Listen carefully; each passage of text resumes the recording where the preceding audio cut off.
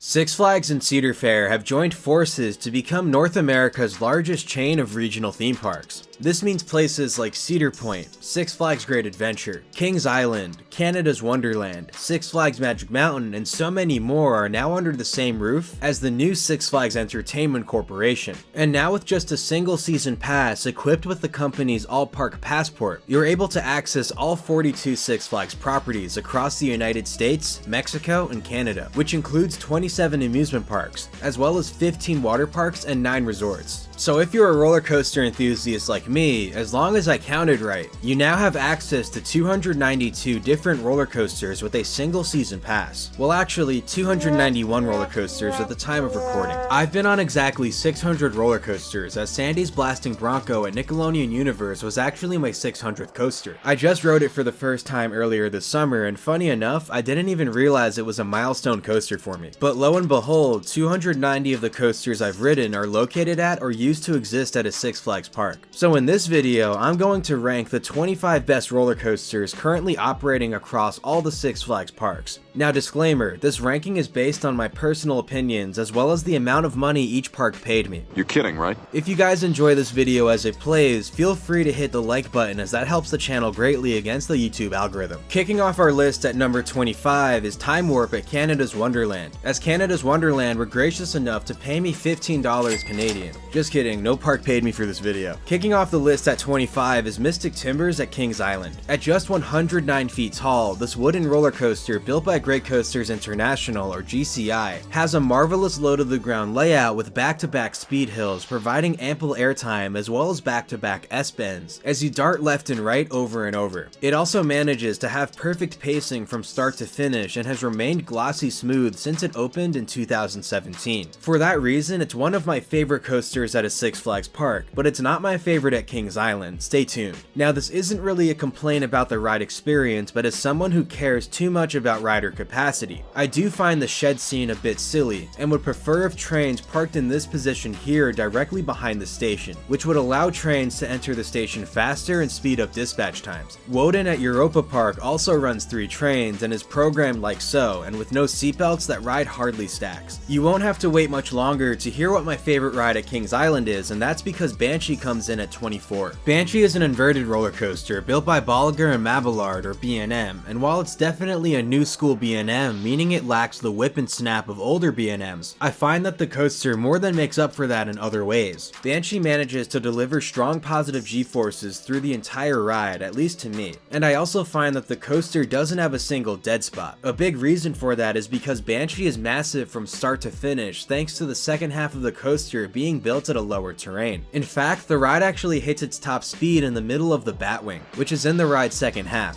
To me, it's a better version of Alpengeist at Busch Gardens Williamsburg, which unfortunately dies out in its second half. 23 will probably anger a good number of people, and that's because it's X2 at Six Flags Magic Mountain. X2 is the world's first fourth dimension roller coaster, and I'd guess a lot of coaster enthusiasts rank this higher than I do, at least the ones who don't find it too rough. Now don't get me wrong, I very much enjoyed X2, which is why it's ranked so highly overall, but it didn't impress me like I hoped it would. The first drop is completely mental and you need to try it in the back car, but even with the seat rotations throughout the rest of the ride, it still felt like it was slowly meandering around. It's also pretty rough and shaky in a few moments as the seats bobble back and forth, but personally that didn't bother me too much. However, I found the experience I was expecting from X2 on Ejinika at Fuji-Q Highland in Japan. It delivered a way more intense experience while also being smoother than X2, and it's actually my favorite roller coaster ever. Now depending on how gimmicky you're feeling, one aspect in which Ejinika falls short to X2 is onboard audio, as Ejinika doesn't have any. Now what if I told you that the sensation of onboard audio doesn't have to end when you step off X2, and that you can have onboard audio at all times in your daily life? And that's possible with today's video sponsor, Raycon, who just launched their upgraded model of the best-selling everyday earbuds. The new edition features an ergonomic design, multi-point connectivity which allows you to pair 2 devices at once, and active noise cancellation. They're even available in a variety of colors that complement all skin tones. I've got a pair in forest green and I absolutely dig them. Raycon's everyday earbuds feature 8 hours of playtime for listening to onboard audio, repetitive trim brake noises, and the block zone definition over and over again. Plus, the charging case holds up to 32 hours of battery, and thanks to a new quick charge feature with just a 10-minute charge, you can add 1.5 hours of battery to the everyday earbuds. They're even IP66 waterproof, so they're sweat-proof as well as dust-proof. And even with all these premium features, they're priced at half the cost of other leading wireless earbuds, all while offering even more features. Raycon's everyday earbuds have fit into my life perfectly, and now I use them daily whenever I want to listen to music, podcasts, or even YouTube videos. I also love that these earbuds support wireless charging at a more affordable price point, and these awesome protective case covers, which still allow for wireless charging, are an awesome compliment. Click the link in the description or go to buyraycon.com/ElToroRyan to get 15% off your Raycon purchase, plus free shipping. Raycon offers a 30-day happiness guarantee, so definitely try out a pair today.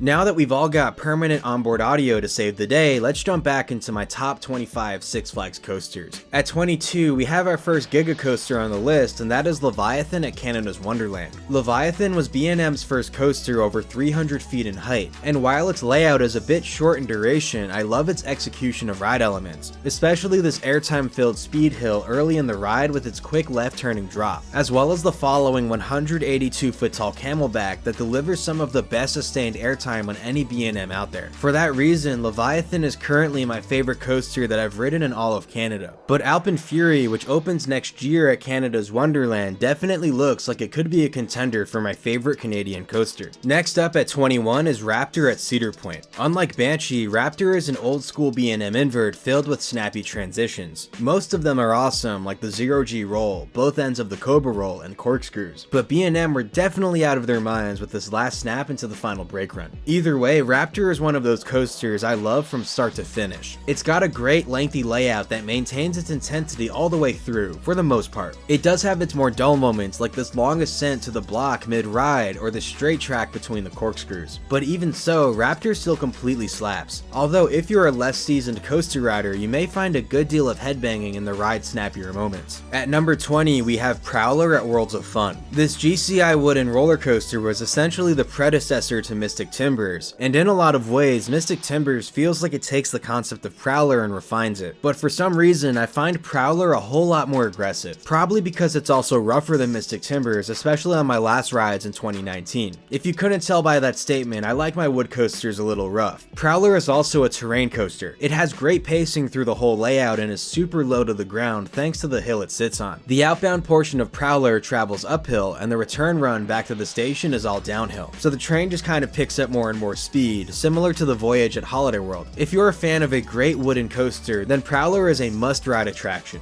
19 is the world's tallest and fastest operating roller coaster, at least at the time of recording, Kingda Ka at Six Flags Great Adventure, which is easily one of my favorite adrenaline rushes. The launch acceleration is insane, the pull up the top hat is crazy forceful, and on a good day, the top hat provides awesome airtime. Even with the trim brake at the top, the spiraling drop delivers, and I always feel the floater airtime of the camelback. Now, if any Six Flags executives are watching, I understand Kingda Ka is expensive to maintain and operate, and if there were any plans to demolish it, I'd highly recommend reimagining it like this instead, but have Intamin do it this time. Just a suggestion. Or if you're crazy enough, keep the ride as is. When Ka's actually working, it's a crowd pleaser. When I worked the ride in 2015, I talked to so many guests who had traveled from other countries to try it out. And as a lifelong Great Adventure local, myself and probably thousands of others consider Ka absolutely vital to the park's lineup of attractions. Also, if the ride does stick around, could we get rid of the bamboo? It's a cool effect, but you can't even see the ride anymore. I miss during the 2000s where you could stand in line and actually see the train taking off down the launch. At 18, we have one of my favorite terrain coasters, Iron Rattler at Six Flags Fiesta Texas, which is uniquely built on top of a cliff wall that surrounds the park. Throughout the ride's layout, it travels both up and down the cliff wall several times, which makes for a rather mesmerizing experience, all while mixing in the thrills from the wonderful coasters built by Rocky Mountain Construction or RMC, meaning the ride is filled with ejector airtime, unique elements, and non-stop pacing. The first drop is one of the best drops out there as you steeply zigzag down the cliff, and the ride's final drop down the cliff wall is spectacular as well. It's a glass smooth experience and also one of the few RMCs that operate Gerstlauer trains, which I find a bit more comfortable than RMC's in-house trains that operate on most of their coasters. 17 is a ride that might surprise most of the coaster enthusiasts watching. Nitro at Six Flags Great Adventure. In the enthusiast world, this ride has seemed to garner a lot of criticism lately, but if you ask me, it has one of the best layouts of any B&M hypercoaster. Nitro is also one of those coasters that gets better and better as you travel further into its layout, where most B&M hypers seem to die out after the block mid-ride. Nitro's opening hills aren't as good as they are on newer B&Ms since the ascents and drops aren't built as steep, meaning the airtime doesn't last as long, but following the hammerhead turnaround, which I've always found pretty intense, the airtime hills hit astonishingly well. The next Camelback is easily the ride's best airtime moment. The upward helix into the block is crazy forceful,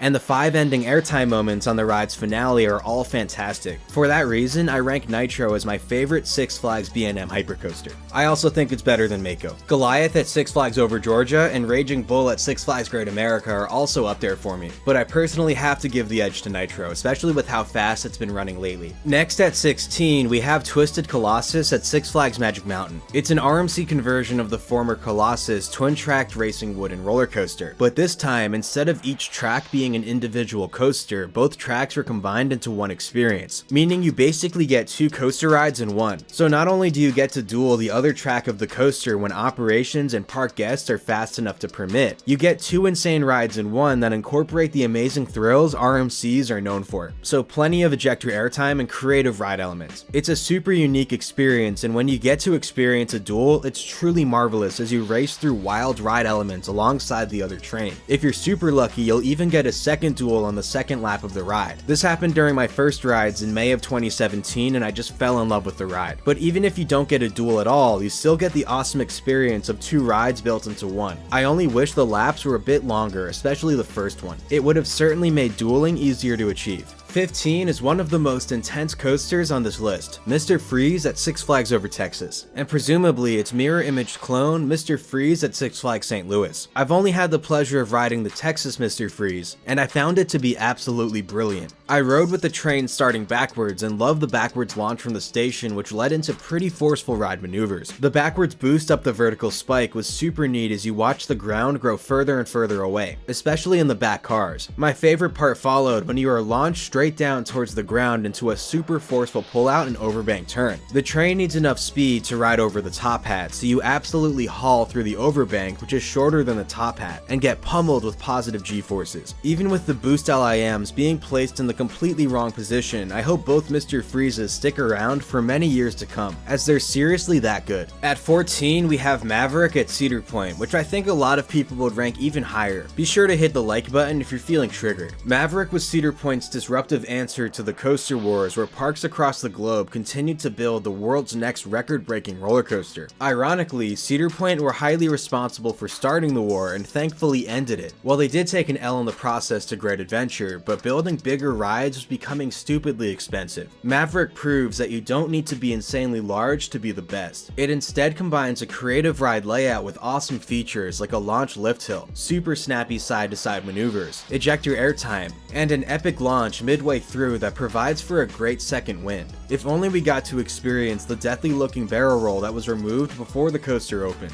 Next up at 13 is also a red Cedar Point coaster whose name starts with an M, Magnum XL 200. This is the coaster that Cedar Point built in 1989 that's pretty much responsible for the coaster wars. Without question, this awkwardly large mine train of a coaster is pretty janky, but that's what I love about it so much. It's too fast for a ride that was designed and built without the use of computers. The transitions don't feel right, and the airtime starts and ends abruptly. But if you're someone that can appreciate that, you will love this coaster like I do. The awkwardness of it leads to some crazy forces. The third hill in particular is gnarly in the front cars, as the curvature of the crest of the hill starts way too sharply, delivering awesome airtime in the front cars. And the ending triangle hills are just perfection with their sudden pops of ejector airtime. Now, because of the ride's jankiness, this is certainly not a ride for everyone, but if you're cultured and have good taste like me, you'll love it. Number 12 12 is RailBlazer at California's Great America, and presumably Wonder Woman at Six Flags Fiesta Texas, which is a mirror image clone that I haven't had the pleasure of riding yet. This RMC single rail coaster is one of those rides that make you question what exactly just happened. It's non-stop from first drop to final brake run as you absolutely charge through a wild layout that feels cartoonish. The 90-degree drop in the back cars is next level, and the whip and ejector airtime throughout the rest of the ride layout are just top notch. It's also a rather short layout, but for how jam-packed it is, that's probably for the best. The major downside though with this coaster is the abysmal ride capacity, especially at CGA, since the former Cedar Fair didn't go with a moving station on this attraction, but definitely hit up the single rider line when you visit. It will save you a lot of time. Number 11 is another ride at California's Great America, Gold Striker. Of all the GCIs I've ridden, this is my absolute favorite. It's completely relentless from start to finish and combines everything that GCI does best. Most of the coaster is quite low to ground as you race through airtime-filled speed hills, and even the taller turnarounds are still quite low, with plenty of airtime hops into and out of them. You'll also notice that 2 of the rides in this list are built at California's Great America, and I truly hope that this park continues to exist longer into the future, because it's definitely better than Six Flags Discovery Kingdom. If the new Six Flags company were to build any more GCI wooden coasters, I think I definitely prefer the more compact twister layouts like we see on Gold Striker compared to the more out and back style layouts we see on Mystic Timbers and Prowler. Definitely do not sleep on Gold Striker or California's Great America in general if you happen to be visiting the California Bay Area. Kicking off the top 10, we have Millennium Force at Cedar Point, the original Giga Coaster. For a variety of reasons, Millennium has always been one of my personal favorite coasters. The ride experience has certainly been outdone by newer roller coasters, but I love the vibe of its high-speed meandering track layout. And I do have to say, since my first rides in 2010, I've always gotten perfect floater airtime on the ride's largest camelback, and even stronger airtime on the smaller camelback next to it. What can't be questioned is the excellent first drop and awesome ride vehicles, which are extremely open air and perfectly paired with Intamin's T-bar restraint. I'm absolutely thrilled that the ride's control system and lift motor are being overhauled for the ride's 25th anniversary in 2025, and I'm eager to see the ride hopefully return to its perfect operations that we saw for nearly 2 decades. Number 9 is Twisted Timbers at King's Dominion, and I always say this is my personal favorite of the smaller sized RMC coasters. I love that Twisted Timbers doesn't only have rapid fire quick burst of ejector airtime, it also has 3 awesome hills towards the beginning that offer longer durations of airtime. While I enjoy the rapid fire airtime pops of an RMC, I've always preferred the quality of a moment of airtime to the number of airtime moments packed into a ride, and I think you'll see more evidence of that as my list continues. I also love the barrel roll down drop on Timbers, as well as the overall length of the ride for how tall the lift hill is. This is one of those RMC coasters that seems to just keep going, and it never lets up either. The last 2/3 of the ride are filled with snappy pops of ejector airtime, and it's absolutely wild all the way until you hit the final brake run, something that I wish Wicked Cyclone at Six Flags New England could pull off consistently. At number 8 is the gargantuan Fury 325 at Carowinds. It's the tallest roller coaster with a lift hill, and in my opinion, the best coaster that B&M have ever built.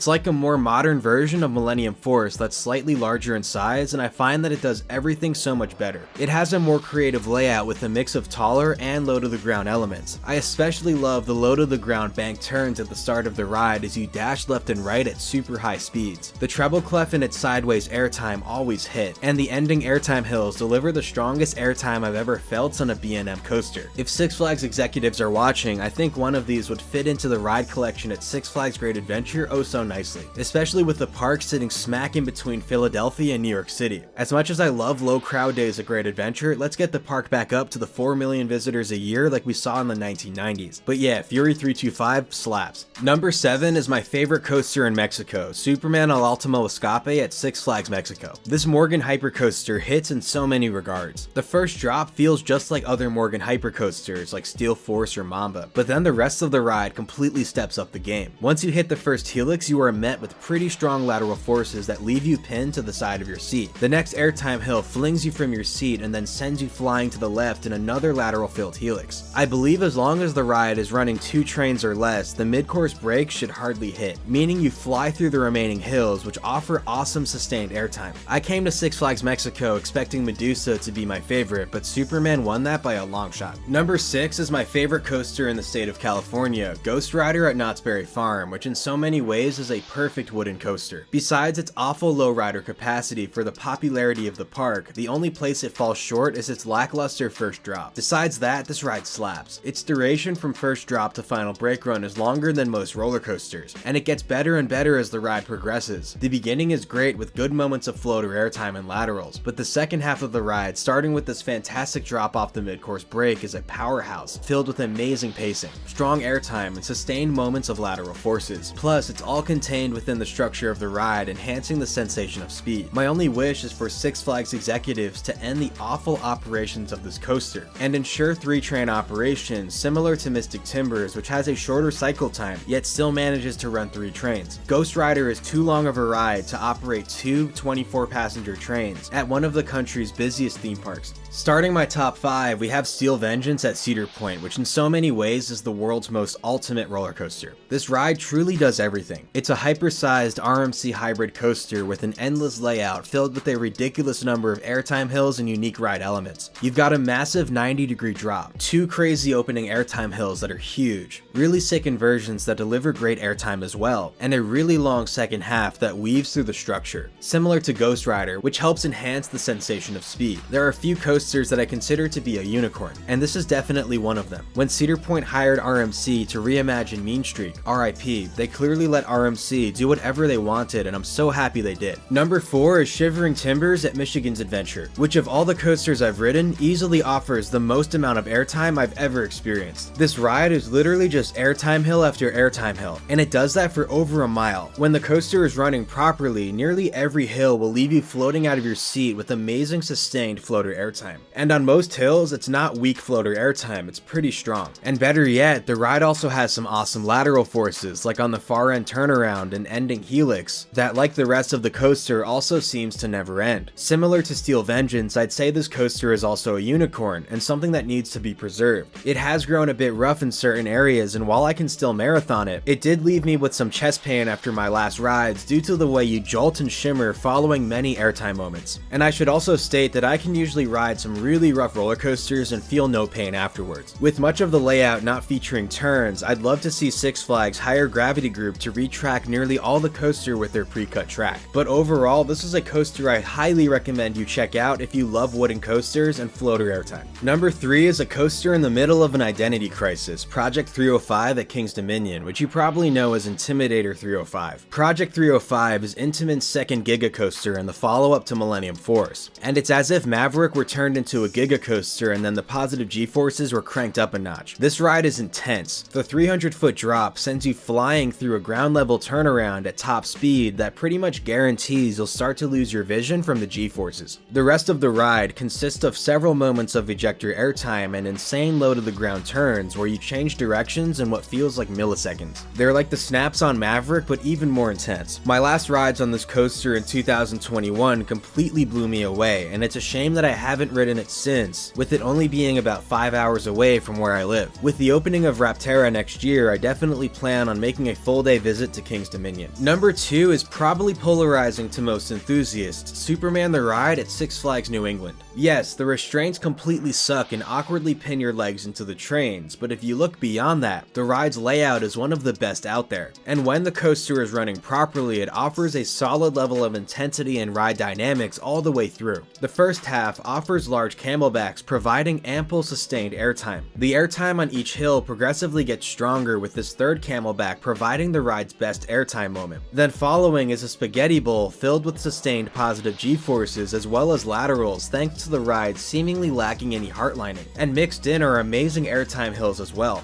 The ride wastes no space and features a safe yet super short brake run in order to maximize the number of elements. Now, as much as I like the ride, I don't think its restraint system is acceptable from a comfort standpoint, and Six Flags should work with Massachusetts to see if they can implement a better solution. I know the situation is much tougher with Superman and its history, but Hershey Park recently implemented a much more comfortable restraint system on Skyrush. But in the meantime, I think many enthusiasts let the poor restraints cloud their view of what is one of the best roller coasters on the planet. And of course, my favorite coaster across all Six Flags parks is El Toro at Six Flags Great Adventure. I actually made an Instagram post last month where I claimed it was the chain's best roller coaster, and it got me thinking how else I would rank the coasters in the chain, which led to me making this video. Now before I continue further, it's no secret that El Toro has gotten rougher over the years, and unfortunately that has hurt its perception with not only coaster enthusiasts but also the general public. I remember when the ride first opened and fans of wooden coasters would criticize El Toro for being too smooth, and now I usually hear from most enthusiasts that it's grown too rough, and each time I ride the coaster I typically hear complaints from riders who are much younger than me, I'm talking like 12 years old, that the ride is too rough. And I don't mean to criticize the carpenters who maintain El Toro, I think they do a fantastic job, but at this point I think it's in the company's best interest to call up the ride's manufacturer Intamin and have it fully retract with brand new prefabricated wooden track rails from Shivering Timber, and then market the hell out of this renovation to bring interest back, as in the 2000s when El Toro was glass smooth, the public loved it. Anyway, besides its roughness, what I can't get enough of with El Toro are its moments of ejector airtime. There are only 4 of them, but I consider them to be amongst the best airtime moments in the world, and these 2 large camelbacks at the start of the ride literally offer my favorite airtime moments on any of the coasters I've ever ridden. The ride also has my favorite first drop ever, and there are other aspects to this coaster I just find addicting, like the ample head choppers, amazing sensation of speed, mix of floater airtime hills, and the ending S-bends of the twister section which feels so gnarly on a wooden coaster. This is easily my most ridden coaster, and even after thousands of rides, I find myself liking it more and more, even if it has gotten a bit rougher. But I'm also someone who doesn't mind a rough ride when the coaster is that good. But the same definitely can't be said for everyone, and I fully support that. If you're looking for the smoothest ride on this coaster, I recommend riding in row 2 of each car. It's a non-wheel seat and it's dramatically smoother than the row in front of it. Row 1 of each car will be the roughest, and row 3 will be the second roughest. So be sure to hit up a non-wheel seat, but you'll probably find me in a wheel seat. So that will conclude what I consider to be the top 25 coasters currently operating at all Six Flags parks. I'm sure my opinions differ from most of you, and maybe a couple of us see things eye to eye. Be sure to comment below how you rank the best coasters at all Six Flags parks, and let's keep it civil in the comments because we all have different opinions. Anyway, thanks for watching everyone, and be sure to like the video if you enjoyed it, and subscribe to see more nerdy content just like this. I'll see you all in the next one. Peace.